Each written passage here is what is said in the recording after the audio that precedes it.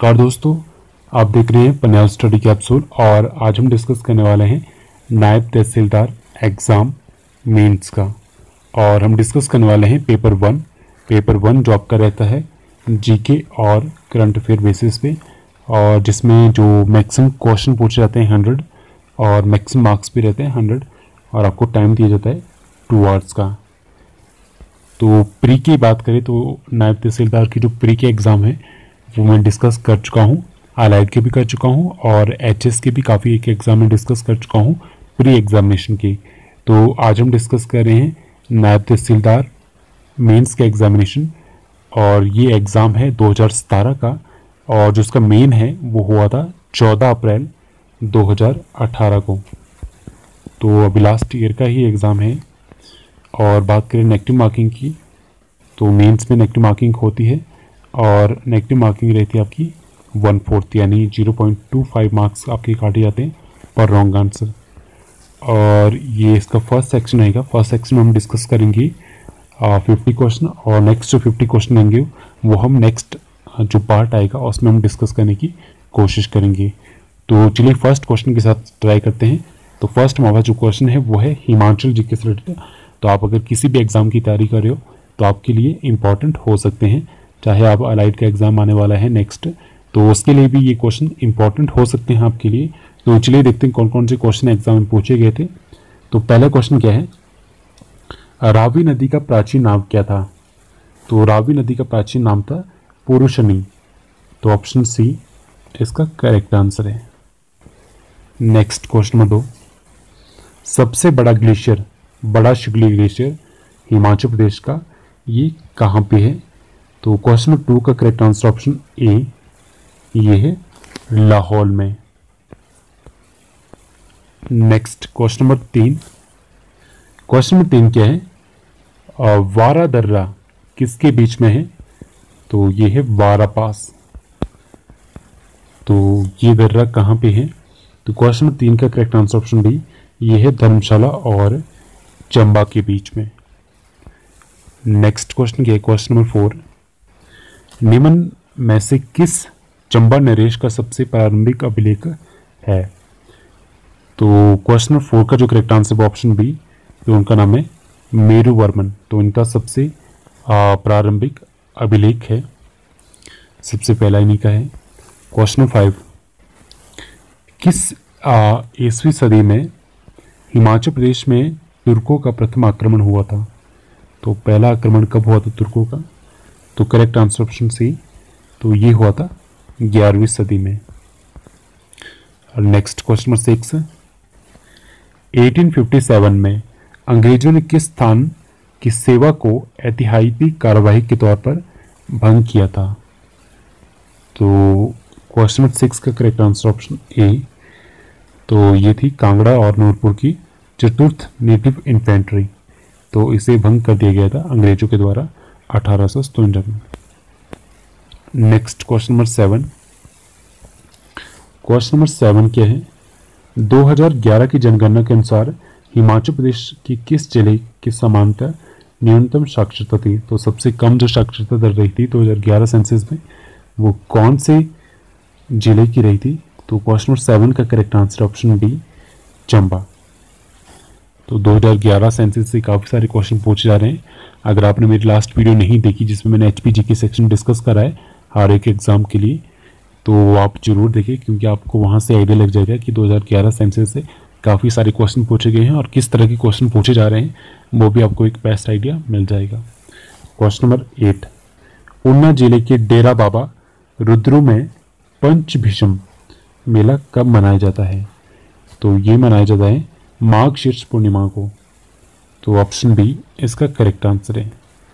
Next question number 9, 2011 की जनगणना के अनुसार हिमाचल प्रदेश में कुल अनुसूचित जाति कितनी थी? तो एससी की बात करें तो क्वेश्चन नंबर 9 का करेक्ट आंसर ऑप्शन ए, तो वो थी 28.45%।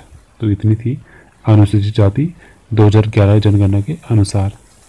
क्वेश्चन नंबर 10, 2017 ईस्वी के हिमाचल प्रदेश विधानसभा चुनावों में कितनी स्त्रियां निर्वाचित थी? तो कितनी MLA थी? क्वेश्चन नंबर 10 का करेक्ट आंसर ऑप्शन डी, तो थी 4। Next question number 11, Himachal Pradesh विधानसभा में लोकायुक्त बिल किस वर्ष प्रस्तुत किया गया था? तो क्वेश्चन नंबर सी का करेक्ट 11 का करेक्ट आंसर ऑप्शन सी, जून 1, 1983 में विधानसभा में लोकायुक्त बिल पास किया गया था, प्रस्तुत किया गया था विधानसभा में। क्वेश्चन नंबर 12, हिमाचल प्रदेश में 2014 में कितनी पंचायतों को पिछड़ा घोषित किया गया? तो क्वेश्चन नंबर 12 का जो करेक्ट आंसर है वो है ऑप्शन ए, वो थी 551, तो ये इसका करेक्ट आंसर है। क्वेश्चन नंबर 13 क्या है? क्वेश्चन नंबर 13 क्या है? नागर में द हॉल स्टेट को कितने इंटरनेशनल रोडिक मेमोरियल ट्रस्ट को दान में दिया? तो 13 का जो करेक्ट आंसर है वो है ऑप्शन सी, देविका रानी ने। तो किसने दिया था ये? देविका रानी ने द हॉल स्टेट को इंटरनेशनल रोडिक मेमोरियल ट्रस्ट को दान में दिया था। नेक्स्ट क्वेश्चन 14, मुख्यमंत्री कन्यादान स्कीम 2008-9 के अंतर्गत विधवा, तलाकशुदा तथा निसहाय स्त्रियों की पुत्रियों के विवाह हेतु कितनी राशि देने की व्यवस्था की गई थी? तो क्वेश्चन नंबर 14 का जो करेक्ट आंसर है वो ऑप्शन डी, आपके पास क्या है? 11,001 रुपये। Next question number 15, Himachal Pradesh के किस जिले में सिखों की संख्या सबसे अधिक है? तो क्वेश्चन नंबर 15 का करेक्ट आंसर ऑप्शन बी, तो ये है उन्ना में। Question number 16, human development index 12वीं योजना में हिमाचल प्रदेश का दर्जा कहाँ पे था? क्वेश्चन नंबर 16 का करेक्ट आंसर ऑप्शन सी, तो ये था तीसरे स्थान पे। ये क्वेश्चन भी काफ़ी बार रिपीट हो चुका है। Question number 17, Jawaharlal Nehru national urban renewal mission के अंतर्गत हिमाचल प्रदेश में कौन से शहर उपयुक्त बने? तो क्वेश्चन नंबर 17 का करेक्ट आंसर ऑप्शन बी, केवल Shimla. Next question number 18, Amrita Shergil का जन्म कहाँ पे हुआ? तो क्वेश्चन नंबर 18 का करेक्ट आंसर ऑप्शन डी, तो ये हुआ था बुडापेस्ट में। नेक्स्ट क्वेश्चन 19, हिमाचल प्रदेश के किस जिले में सीमेंट के 2 बड़े प्लांट हैं? तो 19 का करेक्ट आंसर ऑप्शन बी, ये है सोलन में। नेक्स्ट क्वेश्चन 20, 1651 में रघुनाथ जी की मूर्ति अयोध्या से कुल्लू कौन लाया था? क्वेश्चन नंबर 20 का जो करेक्ट आंसर है वो है ऑप्शन ए, दामोदर दास। और यहाँ मेरा आपसे क्वेश्चन है कि बताइए कौन से राजा ने उन्हें भेजा था अयोध्या मूर्ति लाने के लिए? तो आई थिंक ऑप्शन में ही वो आंसर है, तो कमेंट सेक्शन में कमेंट करके जरूर बताएं। नेक्स्ट क्वेश्चन क्या 21, 1968 में चिकित्सा शास्त्र में नोबेल पुरस्कार किसे मिला? तो इनमें से किसे मिला था? तो 21 का जो करेक्ट आंसर है ऑप्शन सी, हरगोविंद खुराना को। तो हरगोविंद खुराना को 1968 में चिकित्सा शास्त्र में नोबेल पुरस्कार मिला था। क्वेश्चन नंबर 22, भारत की प्रथम महिला मंत्री कौन थी? तो 22 का करेक्ट आंसर ऑप्शन ए, राजकुमारी अमृत कौर। तो ये भारत की पहली महिला मंत्री थी। इंपॉर्टेंट क्वेश्चन है सभी। 23, निम्न में से कौन सा नर्तक नर्तकी सही सुमेलित नहीं है? तो आपको मैच करना है कौन सा नर्तक और नर्तकी सही सुमेलित है और कौन नहीं है। तो ऑप्शन डी, ये सही सुमेलित नहीं है। यामिनी कृष्णमूर्ति ओडिसी, ये सही सुमेलित नहीं है। बाकी उदय शंकर विलय शैली नृत्य से संबंधित है, शंभू महाराज कथक से रिलेटेड है, और सितारा देवी ये भी कथक से रिलेटेड है। तो ऑप्शन डी यहाँ पे करेक्ट आंसर है। नेक्स्ट आपके पास 24 क्या है? भारत में निम्न में से कौन सी नदी का पुल सबसे लंबा है? तो 24 का करेक्ट आंसर ऑप्शन सी, तो ये MG सेतु जो आपको पड़ता है पटना बिहार में, तो इसका पुल सबसे लंबा है। नेक्स्ट, हीराकुंड डैम कौन सी नदी में बना है? तो 25 का जो करेक्ट आंसर वो ऑप्शन बी, तो ये बना है महानदी पे। तो देखिए हीरे चांदी जवाहरात महान लोगों के पास ही होते हैं, तो महानदी। 26, निम्न में से कौन सा कलाकार अपने संगीत उपकरण के साथ सही सुमेलित नहीं है? तो कौन सा जो सिंगर है वो किसके साथ रिलेटेड नहीं है? तो 26 का correct answer option D, Ali Akbar Khan बांसुरी, ये सही नहीं है। बाकी अलाउद्दीन खान सरोद के साथ, शिव कुमार शर्मा संतूर के साथ और बिस्मिल्लाह खान शहनाई के साथ ये सही सुमेलित है, और ये यहाँ पे गलत है, तो यही इसका करेक्ट आंसर है। नेक्स्ट 27 क्या है? निम्न में से डीएमके दल का चुनाव चिन्ह कौन सा है? तो ये जो क्वेश्चन है आई थिंक अलाइट में पूछा गया था, सेम क्वेश्चन इसी तरह का था, ये क्वेश्चन तो नहीं था बट सेम क्वेश्चन पूछा गया था। तो करेक्ट आंसर ऑप्शन बी, आरोही सूर्या, तो ये इनका चुनाव चिन्ह था। नेक्स्ट 28 क्या है? किस संवैधानिक संशोधन द्वारा मतदान की आयु 21 वर्ष से घटाकर 18 वर्ष कर दी गई थी? तो 28 का करेक्ट आंसर ऑप्शन सी के 61 जो अमेंडमेंट हुई थी, आर्टिकल 368 के अंदर अमेंडमेंट की जाती है, तो 61 जो अमेंडमेंट हुई थी उसमें 21 वर्ष के बाद पहले इलेक्शन दे सकते, हम इलेक्शन में पार्टिसिपेट कर सकते थे, वोट दे सकते थे।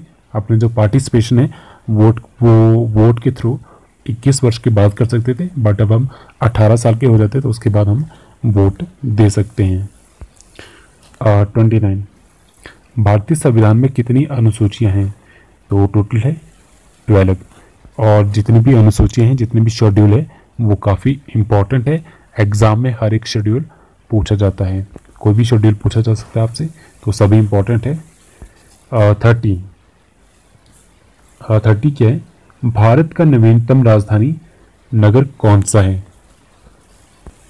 तो 30 का जो करेक्ट आंसर है वो ऑप्शन डी, वो है अमरावती। अमरावती जो आंध्र प्रदेश की नई राजधानी बनी है, तो तभी यहाँ पे क्वेश्चन पूछा गया है, और तेलंगाना की हैदराबाद बन चुकी है। नेक्स्ट 31, भारत का मुख्य चुनाव आयुक्त कौन है? तो ये क्वेश्चन भी काफ़ी बार पूछा गया है, तो 31 का correct answer option C, Om Prakash Rawat. Next 32, supreme court की निम्नलिखित किस न्यायाधीश ने उसके मुख्य न्यायाधीश के आचरण का विरोध नहीं किया है? तो किसने नहीं किया है? 32 का correct answer option B, Arjun Kumar Sikri ने, ऑप्शन बी करेक्ट आंसर है। 33, भारत ईरान के लिए निम्न में से कौन सा बंदरगाह विकसित कर रहा है? तो उस बंदरगाह का नाम क्या है? वो है चाबहार, तो ऑप्शन ए इसका करेक्ट आंसर है। नेक्स्ट 34, भारत का मुख्य आर्थिक सलाहकार कौन है? तो 34 का जो करेक्ट आंसर है वो ऑप्शन सी, अरविंद सुब्रमण्यम, तो ये भारत के मुख्य आर्थिक सलाहकार हैं।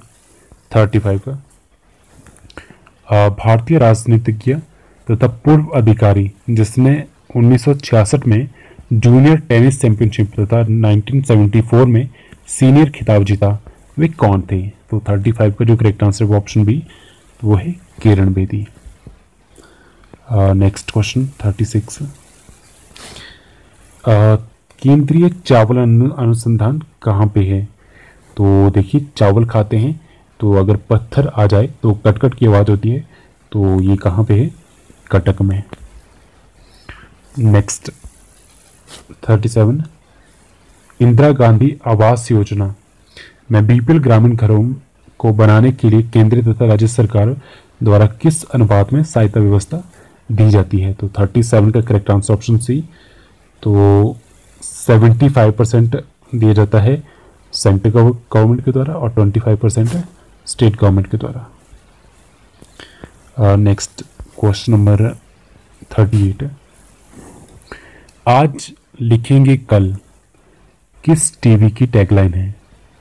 तो 38 का जो करेक्ट आंसर है वो ऑप्शन बी, तो ये है जी टीवी की टैगलाइन। तो जैसे हर एक जो टीवी चैनल रहता है उनकी कुछ ना कुछ टैगलाइन रहती है, जैसे सबसे आगे कुछ भी टैगलाइन रहती है हर एक टीवी की, तो वैसे ही पूछा गया है कि आज लिखेंगे कल, तो ये GDP की टैगलाइन है। 39 क्या है, भारत का नवीनतम मिस वर्ल्ड कौन है? तो 39 का जो करेक्ट आंसर ऑप्शन डी वो है मानुषी चिल्लर। तो ये भारत की नवीनतम मिस वर्ल्ड है। तो 39 का option D. Next 40 Dilip trophy ये कौन से खेल से संबंधित है? तो ये है क्रिकेट से related. Option A correct answer है इसका। नेक्स्ट 41 विश्व अर्थ दिवस कब मनाया जाता है? तो 41 का जो करेक्ट आंसर है 41 का करेक्ट आंसर आपके पास ऑप्शन डी। तो ये मनाया जाता है 22 अप्रैल को। ठीक है, तो चलिए नेक्स्ट क्वेश्चन देखते हैं। नेक्स्ट 42 क्या है, वित्त वर्ष 2018-19 में भारत का प्रक्षेपित वित्तीय घाटा कितना है? तो 42 का जो करेक्ट आंसर है ऑप्शन सी 3.5%, जिसे हम कहते हैं physical deficit. Next 43 Wimbledon trophy किससे संबंधित है? तो ये जो ट्रॉफी है जिसे हम कहते हैं विंबलडन ट्रॉफी, तो ये किस खेल से रिलेटेड है? तो 43 का करेक्ट आंसर ऑप्शन सी ये है टेनिस से रिलेटेड। तो इस तरह के क्वेश्चन काफ़ी पूछे जाते हैं एग्जाम में, बट इस एग्जाम में ख्याल ये रखना पड़ता है, एग्जाम में जो क्वेश्चन है ये आपसे आसान पूछे जाते हैं, बट इसमें ख्याल आपको ये रखना पड़ता है कि नेगेटिव मार्किंग भी साथ में होती है, तो उस चीज़ का आपको मेन ख्याल रखना पड़ता है। नेक्स्ट 44 चीन पाकिस्तान आर्थिक गलियारा पाकिस्तान में कहाँ पे समाप्त होता है? 44 का करेक्ट आंसर है ये है ऑप्शन डी ग्वादर बंदरगाह पे। नेक्स्ट 45 का कतर, तो कतर देश है, तो इसकी मुद्रा कौन सी है, करेंसी कौन सी है? तो 45 का जो करेक्ट आंसर है वो है ऑप्शन बी रियाल। नेक्स्ट क्या है 46 किस देश में पुलित्जर प्राइज प्रारंभ किया गया था? तो किस देश ने ये प्राइज स्टार्ट किया था? तो 46 का correct answer option A you किया था USA अमेरिका के द्वारा। और कमेंट सेक्शन में कमेंट करके जरूर बताइए कि ये जो पुलित्जर अवार्ड है ये कौन सी फील्ड के लिए दिया जाता है, काफ़ी बार एग्जाम में पूछा जाता है, तो कमेंट सेक्शन में कमेंट करके जरूर बताइए। नेक्स्ट 47 UNO के घोषणा पत्र पर हस्ताक्षर कहाँ हुआ है? तो ये जो हस्ताक्षर हुए हैं ये कहाँ पे हुए हैं? तो ये हुए हैं सैन फ्रांसिस्को में। ऑप्शन डी करेक्ट आंसर है। 48 organisation of petroleum exporting countries का मुख्यालय कहाँ पे है, जिसे हम कहते हैं ओपेक। ठीक है, तो 48 का करेक्ट आंसर ऑप्शन सी ये है वियना में, जो ऑस्ट्रिया की कैपिटल है। 49 पैरेलल किसके बीच की सीमा है? तो जैसे अलग अलग देशों के बीच में बाउंड्री होती है, तो 49 जो पैरेलल लाइन है वो किसके बीच की बाउंड्री है? तो ये है कनाडा और USA के बीच में। ठीक है, तो ऑप्शन बी इसका करेक्ट आंसर है। नेक्स्ट 50 क्या है, स्पेन के किस प्रदेश ने अपनी स्वतंत्रता घोषित की है? तो 50 का जो करेक्ट आंसर है वो है ऑप्शन डी, तो वो है कैटलोनिया। तो कैटलोनिया ने अपनी जो इंडिपेंडेंस है वो घोषित की है। तो ये था पार्ट वन में हम डिस्कस करें टोटल 50 क्वेश्चन। तो काफ़ी अच्छे क्वेश्चन पूछे गए थे, बट आपको मेन इसमें ख्याल यही रखना पड़ता है, आपको लगेगा कि थोड़े इजी क्वेश्चन लगेंगे आपको, बट इसमें ख्याल रखना पड़ता है आपको नेगेटिव मार्किंग का। तो नेक्स्ट जो 50 क्वेश्चन है वो भी हम जल्दी डिस्कस करने की कोशिश करेंगे। तो काफ़ी इंटरेस्टिंग क्वेश्चन है, मे बी आपके लिए काफ़ी हेल्पफुल हो सकते हैं नेक्स्ट एग्जामिनेशन के लिए। सो आज के लिए फिलहाल इतना ही। So thank you so much.